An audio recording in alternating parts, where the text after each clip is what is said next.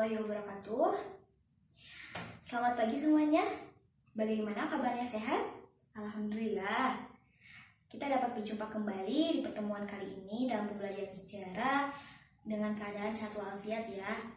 Nah, Ibu lihat kalian sudah siap untuk mengikuti pembelajaran kali ini. Sudah disiapkan pula di atas meja kalian alat tulis serta buku paket serta buku LKS sebagai sumber kalian membaca untuk materi kali ini. Nah, sebelumnya kita berdoa terlebih dahulu sebelum belajar yang dipimpin oleh KM-nya. Silahkan Niko dipimpin dulu untuk doa.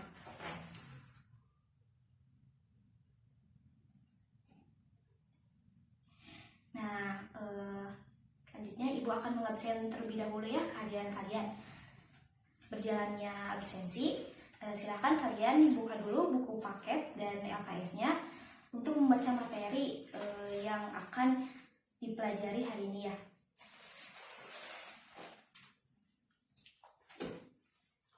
Rindi, Niko, Ajeng, Laina, Fadila. Ya, hadirlah semua. Ya, alhamdulillah semuanya hadir dalam pembelajaran kali ini. Nah, sebelumnya Ibu akan bertanya nih, bedak kalian materi apa yang kita bahas pada minggu kemarin? Yo, masih ingat? Apa masih lupa? Masih ingat ya, tentunya harus masih ingat dong materi apa yang kita bahas.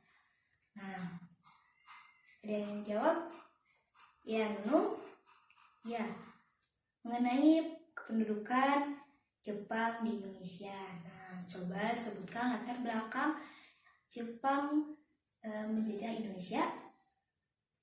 Ya, Rindi? Ya, betul apa kata Rindi? Latar belakang Jepang datang ke Indonesia itu untuk menguasai sumber daya alam, terutama minyak bumi, mendukung industri dan kampanye perang Jepang. Nah, di sini juga ada nih dampak yang terasa sampai detik ini dari pendudukan Jepang. Apa dampaknya itu? Apa yang dijelaskan oleh Niko, bahwa salah satunya dampak yang dirasakan sampai saat ini dari pendudukan Jepang adalah di bidang kemiliteran, di mana ketika pendudukan Jepang di Indonesia itu tentara Jepang melatih pelatihan kemiliteran kepada kalangan muda. Nah, yang tujuannya pada awalnya itu untuk menguntungkan pihak Jepang, namun ternyata dari pelatihan tersebut efek sampingnya kepada Indonesia itu sangat luar biasa. Nah, di mana sebagai persiapan untuk kemerdekaan negara Indonesia. Dalam materi hari ini kita akan membahas peristiwa sekitar proklamasi. Apa saja sih peristiwa di sekitar proklamasi? Ada yang tahu? Ya, Nunung? Ya, baik, terima kasih. Siapa lagi? Rindi? Ya, betul sekali. Nah, peristiwa sekitar proklamasi itu diawali pada tanggal 6 Agustus 1945, yang mana kota Hiroshima dibom oleh sekutu. Nah, dilanjutkan pada tanggal 7 Agustus 1945, PPUPKI dibubarkan dan digantikan dengan PPKI. Ada yang tahu itu PPKI apa?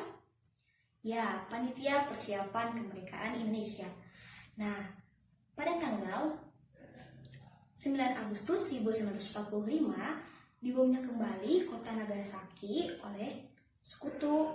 Nah, di sanalah Jepang hancur porak-poranda karena diserangnya oleh sekutu. Nah, di Indonesia sendiri menjadi kekosongan kekuasaan. Nah, atau yang disebut oleh vacuum of power. Mengapa? Karena aparatur serta tentara-tentara yang berada di luar negaranya, yakni di Indonesia, itu kembali terlebih dahulu ke negaranya untuk membangun kembali negara Jepang. Nah, setelah itu pada tanggal 9 Agustus 1945, Jenderal Terauchi itu memanggil 3 tokoh nasional, yakni Soekarno, Muhammad Hatta, dan Dr. Haji Manojodiningrat untuk ke Dalat dan merundingkan hal-hal mengenai kemerdekaan Indonesia. Di sanalah Jepang berbicara mengenai bahwa Jepang akan memberikan kemerdekaan kepada Indonesia. Nah, sampainya 3 tokoh tersebut kembali ke Indonesia pada tanggal 14 Agustus 1945.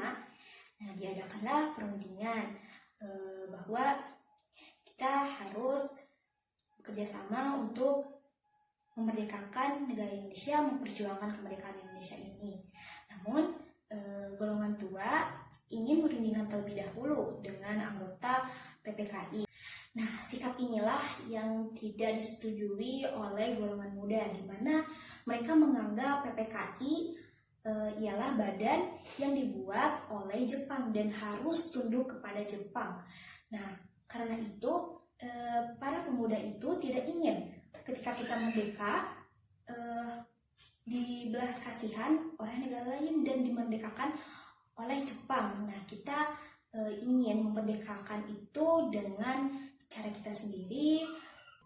Nah, salah satu tokoh muda yang memperjuangkan kemerdekaan Indonesia itu adalah Sultan Syahrir, yang terus mendesak kepada Soekarno untuk memproklamasikan kemerdekaan Indonesia. Nah, pada tanggal 15 Agustus 1945 terdengar kabar bahwa pihak Jepang telah menyerah kepada Sekutu, ya.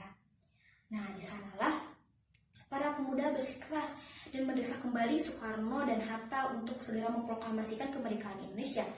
Namun, Soekarno ingin mengetahui berita tersebut benar apa tidaknya. Nah, kemudian diadakanlah perundingan 11 Agustus, diadakanlah perundingan antara golongan muda dengan golongan tua. Namun di sana terdapat perbedaan pendapat antara golongan tua dan golongan muda, di mana golongan muda ingin bersikeras memproklamasikan kemerdekaan itu tepatnya tanggal 16 Agustus 1945 besok. Namun Soekarno mempertimbangkan kembali bahwa ketika mereka bergesa-gesa untuk memproklamasikan kemerdekaan Indonesia, akan terjadi pertumpahan darah di negeri ini. Nah, Soekarno itu tidak menginginkannya. Namun setelah itu tetap para golongan muda itu ingin memproklamasikan kemerdekaan pada tanggal 16 Agustus, sehingga terjadi peristiwa Rengas Dengklok. Nah, pasti anak-anak sudah tahu ya peristiwa Rengas Dengklok itu apa. Peristiwa di mana Soekarno dan Hatta dibawa ke daerah tersebut yang mana ingin menghindari pengaruh dari Jepang. Nah, lalu mereka ingin mendesak Soekarno untuk segera memproklamasikan kemerdekaan Indonesia. Sampai di Rengas Dengklok, para pemuda ternyata segan untuk mendesak Soekarno karena memang beliau mempunyai wibawa yang memang sangat besar. Namun disitulah Soekarno menyetujui diadakannya proklamasi kemerdekaan dan akhirnya kembali ke Jakarta. Nah, di sana juga dirundingkan mengenai perumusan teks proklamasi. Nah, ada usul dan ada salah satu perwira Jepang juga yang memang mengizinkan perumusan teks proklamasi itu di kediamannya, yakni Laksamana Maeda. Nah, perumusan teks proklamasi tersebut dirumuskan di rumah Laksamana Maeda yang dirumuskan oleh Insinyur Soekarno, Ahmad Subarjo, dan Muhammad Hatta, dan diketik oleh Sayuti Melik teks proklamasi tersebut. Nah, dan disitulah timbul pertanyaan-pertanyaan, siapakah yang akan memproklamirkan kemerdekaan negara Indonesia ini? Nah, ada usul ternyata Soekarno lah yang akan memproklamirkan kemerdekaan Indonesia dengan Muhammad Hatta. Nah, disitulah pada tanggal 17 Agustus 1945 Indonesia memproklamirkan kemerdekaannya pada pukul 10. Nah, itulah peristiwa sekitar proklamasi. Sebelum ditutup, adakah pertanyaan dari anak-anakku sekalian? Ya, oh gitu. Nah, mengapa perumusan teks proklamasi tersebut dibuat di kediaman salah satu perwira Jepang? Bukannya perwira Jepang itu salah satu musuh kita ya, Bu? Iya, memang musuh. Namun, yakni karena beliau juga telah mengizinkan untuk merumuskan teks proklamasi, dan kediaman beliau juga jauh dari pantauan dari Jepang, jadi aman untuk merumuskan teks proklamasi. Terus beliau juga salah satu perwira Jepang yang bersimpati terhadap perjuangan kemerdekaan negara Indonesia gitu, salah satunya. Terus ada lagi? Ya, mengapa tidak golongan muda yang memproklamasikan kemerdekaan Indonesia?